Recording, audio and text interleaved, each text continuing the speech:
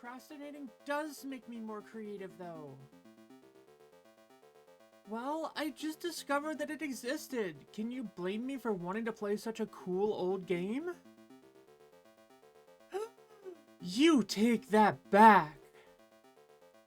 No more Hiragana versus Katakana until I finish today's lesson. Oh, wait. I have an idea. Hi there, students. I'm XS. That's little x, little s, which stands for extra sweet, because that's what I am. Today's video is going to be just a little different. It's a bit of a review, but we're going to go back over the whens and wheres and hows and whys of Hiragana and Katakana today. My goal today is to give you an understanding of what natural language use actually looks like in Japanese. So, let's get into it. Ikimashou! Today is going to be a bit different. I want to start out with a quick review of some of what we've already covered in my Hiragana/Katakana videos. Hiragana tends to be used for grammatical aspects of the Japanese language.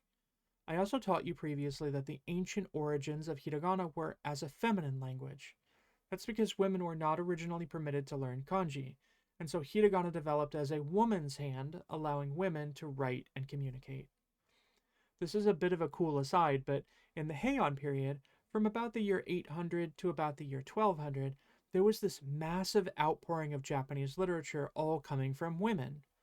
Generally, men were writing about business matters, so most of the extant writing that we have from men in that period will be things like manifest lists and economic affairs. But women were writing about their day-to-day lives. They were writing about travel, romance, the things they liked, the things they hated, and about the court and the aristocracy. And all that is super fascinating. Unfortunately, most of the writing by men from the Heian period was just dry, uninteresting, and not very readable. I'm sure someone finds lists of all of the things that a minor dignitary bought over a 1-year period very fascinating, but you have to admit that it's not a page-turner. There's actually a very cool case in the Heian period where we actually have a book that was written by a man, but he was pretending to be his wife. He wanted to write about his life and his travels, but he couldn't because that was considered a woman's thing. So he wrote under his wife's name. And I find that absolutely amazing and fascinating. Okay, aside over, back on track. Hiragana is used for grammatical aspects of the Japanese language. And as for katakana, well, as we talked about before, we know that katakana can be used for foreign words, onomatopoeia or sound words.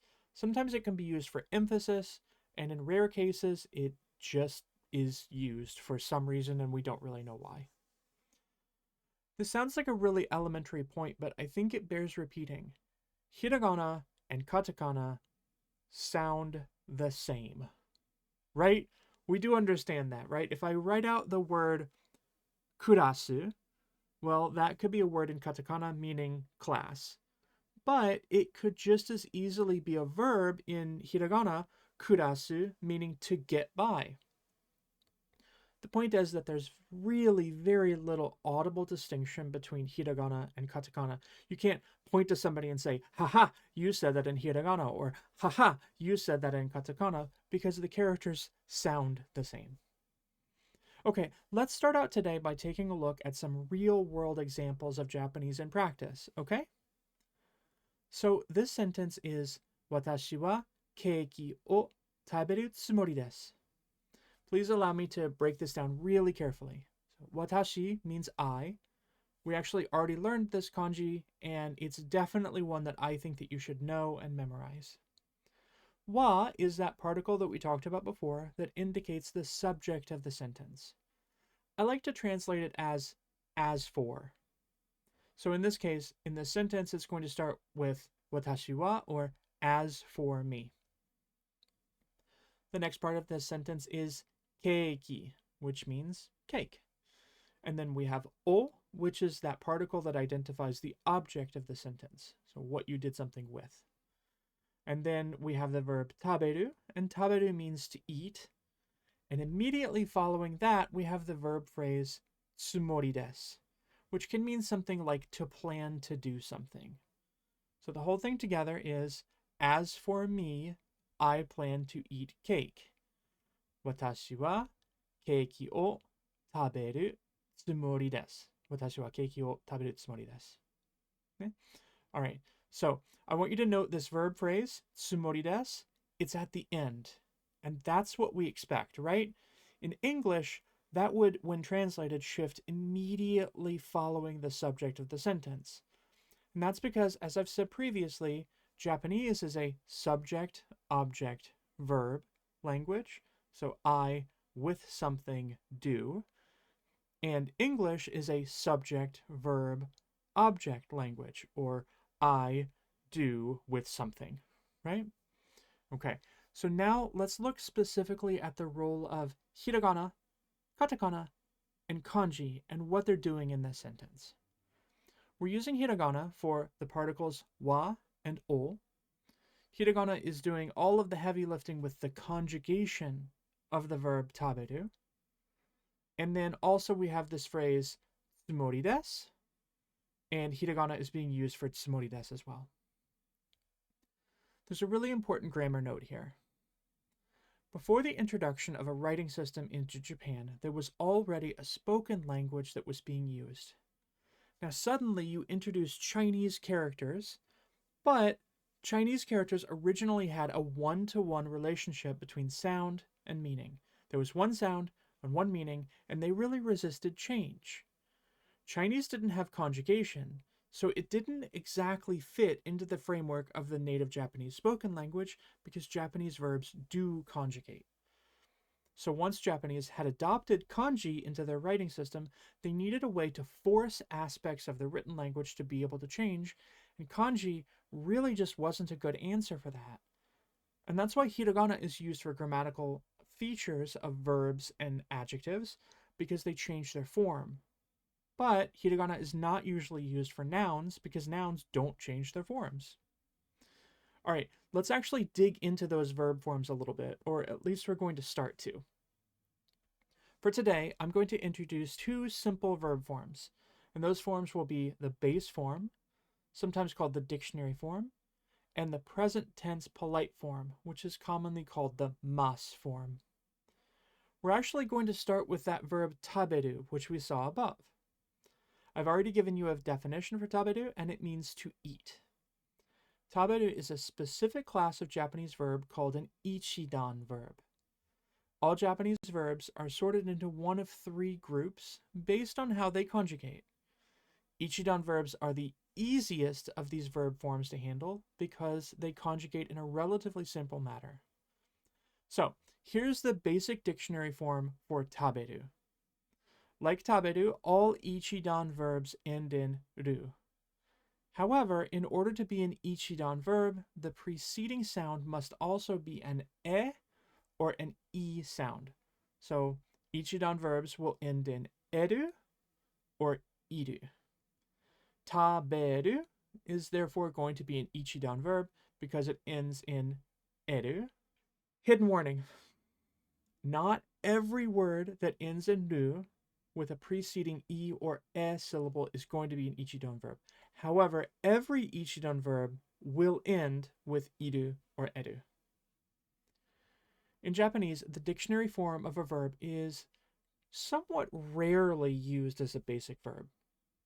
When used in isolation, a base form like taberu is more often than not going to act like a noun that modifies a following verb phrase. Not always, but most of the time. And that's exactly what we see in our sentence that I introduced before. Watashi wa keiki o taberu tsumori desu. Taberu is used in a base form here because it's being modified by tsumori desu. It's answering the question to, what did you plan to do? You plan to eat. Well, what if you just wanted to say simply, I eat cake? Not I plan to eat cake, but just I eat cake. Usually, in that case, you're going to use the other verb form that I told you that I would introduce today, which is the mas form, and that's also known as the present polite form. To say, I eat cake, you're going to have to change taberu to tabemasu. super important grammar point. For any Ichidan verb, in order to create the mas form, just drop the do and add mas. It's that easy. Taberu becomes tabemasu. In our sentence, watashi wa keiki o taberu tsumori desu, I plan to eat cake, can therefore become watashi wa keiki o tabemasu. I eat cake, or I am eating cake. Does it make sense? How about we look at another natural language example, all right? Kore wa Tokyo e iku basu desu. We've seen kore before, but it means like this, right? So kore wa, as for this. Tokyo, of course, means Tokyo, and it's going to appear in kanji because it's a noun and it doesn't change form. Then we have the particle e, which is a new one for us, and it just means in the direction of. I'm going to explain e more in a future lesson. Iku is the base form of the verb to go, and so it's kanji plus hiragana, which is going to allow the verb to change forms based on things like tense, as we're talking about today. Next we have basu, which means bus, so obviously it's katakana because it's a foreign word. And lastly we have that copula des, which means is. So this is a sentence that means, as for this, kore wa, it is the bus that goes to Tokyo. Tokyo e iku basu desu. Or more directly, this is the bus to Tokyo. This sentence ends in des, and we've talked about how des is the copula, but we're not going to deal with des at the present moment. Instead, we're going to hone in on iku. I introduced Ichidan verbs above, and now I'm going to talk about a different verb form, Godan verbs. Godan verbs are just a little more difficult to handle than Ichidan verbs, but they still follow very specific rules. Godan verbs will end in one of the following sounds: a ku sound, a gu sound, a su sound, a mu sound, a nu sound, a bu sound, an u sound, or a tsu sound. Or sometimes it can end in a nu sound. In short, Godan verbs all end in some kind of u sound. As I said above, some verbs will end in ru, and the preceding syllable can be an e or an i, and it will still be a Godan verb. But most are going to be Ichidan verbs. We'll talk about that more in a future lesson, but for now, if the dictionary form ends in an eru or iru, it is probably an Ichidan verb. And if the dictionary form ends in some other u sound, then it's probably a Godan verb. In our example above, iku is the dictionary form of the verb. So let's try to make the mas form. In order to make the mas form of any Godan verb, you're going to change the u from the last syllable to an i, and then add mas. So how would you turn iku into a mas form? You tell me. The u sound at the end becomes an i sound, and then you add mas. So iku becomes ikimasu. So now we can simplify your example sentence and say not this is the bus to Tokyo, kore wa Tokyo e iku basu desu, but rather I go to Tokyo or I am going to Tokyo. And that would be watashi wa Tokyo e ikimasu. Let's take a look at just one more example sentence.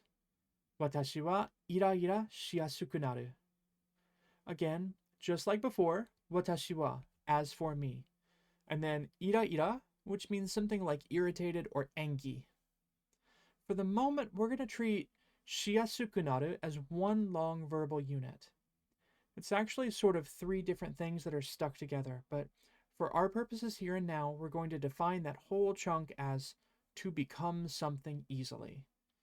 So, what does it mean when we put all these parts together? Watashi wa ira shiasuku naru. I become easily irritated. I get irritated easily. Kanji in this sentence is only used for watashi as it's a noun. And then ira is in katakana because it's onomatopoeia. It's a sound word basically. And hiragana is used for everything else in the sentence. the particle wa, and the whole verbal chunk of shiasukunaru. Now, let's deal specifically with that chunk. I've told you before that as a translator, when I'm dealing with a sentence, I often start at the back. So naru is a verb that means to become.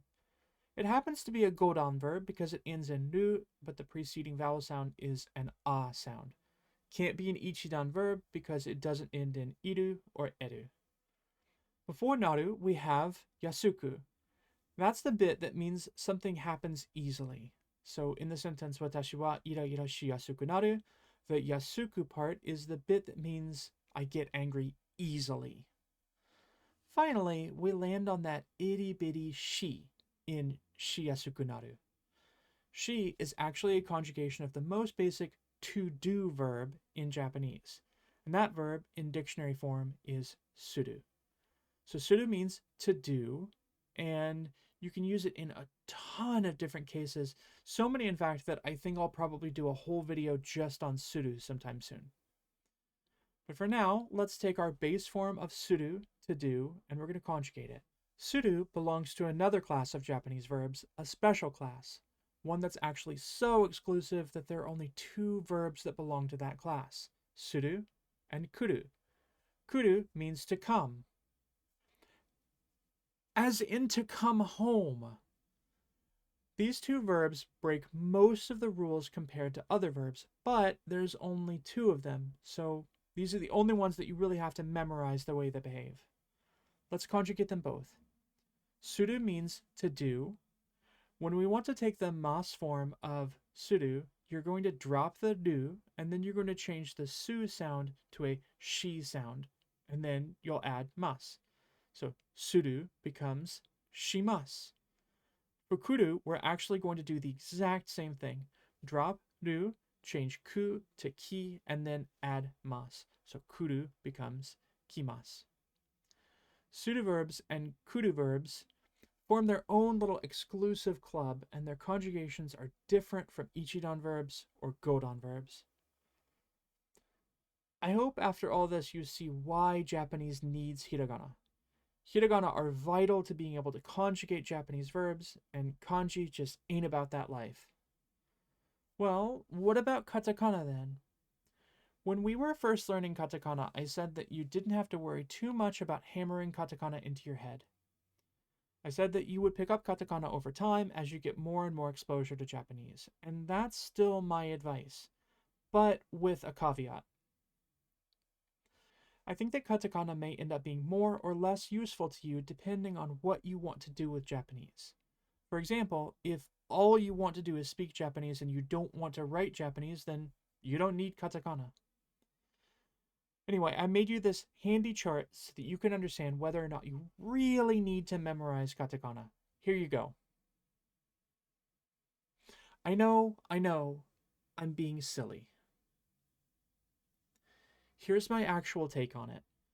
Katakana will be most beneficial to you if you want to read manga or if you want to work in a technical translation field. If that's your goal, then get on it. Memorize katakana and make darn sure that you can understand them on site without hesitation. As a technical document translator, I'm seeing katakana all the time. Same with manga. There are some onomatopoeia that you just see all the time in manga. Doki doki and koso koso, for example. Katakana show up all the time for lots of foreign words. But that kind of makes it sound like they're rare, and that's just not the case at all.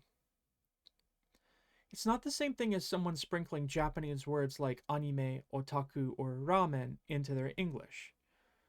We use words that come from Japanese all the time without really thinking about it. Tsunami, futon, and sudoku, these are all concepts that come from Japanese, but we don't really think about them not being English words when we use them. That's called lexification. A word becomes common enough that it's treated as if it were just a normal, everyday word and not an unknown concept.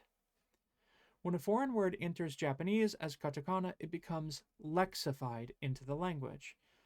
It's not exactly the same case that katakana equals a word from another language. It's that katakana equals a word that came from another language. And that's an important distinction because almost everyone at almost every level of Japanese society is going to need to use these katakana words. Apato for apartment, basu for bus, beddo for bed. Everyone needs to know those words. So that's the take-home message with this lesson.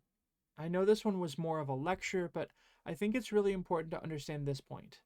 Kanji, hiragana, and katakana all work together to form a network of what makes up written Japanese.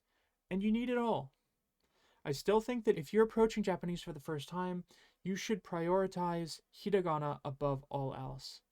And then basic kanji, and then katakana. That's my advice, at least. Okay, I'm getting off my soapbox. Want to take a quiz? Quiz time! So for today's quiz, I'm going to ask you to conjugate some verbs. For each verb that I give you, I simply want you to make the mas form. I'll tell you if it's an Ichidan verb or a Godan verb, so then all you're going to have to do is make the mas form for that verb. Pretty easy, right? Okay, here's your first one. It's yomu. Yomu is a verb that means to read. It's obviously a Godan verb because it doesn't end in ru. So, to conjugate a Godan verb, we first change the final sound to an E sound, and then we add mas. So, yomu would become yomimasu. Great job. It's not so difficult, right? Here's the next one. It's another Godan verb, and this one is oyogu. Oyogu means to swim. So, how are you going to make this into a mas form? Was it a little tricky? Maybe just a tiny bit. But if we follow our rules that we've laid out for ourselves, the gu would become a gi sound, and then we would add mas, and so the answer should be oyogimasu. This is another bit of a tricky verb. It's tsutomeru, and it means to exert yourself or to put in a lot of effort. However, it's an Ichidan verb, so even though it might look a little bit tough, creating the mas form should be extremely easy. Do you recall how we make the mas form of an Ichidan verb like tsutomeru? What would the mas form be? Tsutomemasu, right? For an Ichidan verb, all we do is we drop the ru and then we add mas. So super easy. Okay, how about another Ichidan verb? How would you create the mas form of the verb kanjiru? Kanjiru is a verb that means to feel.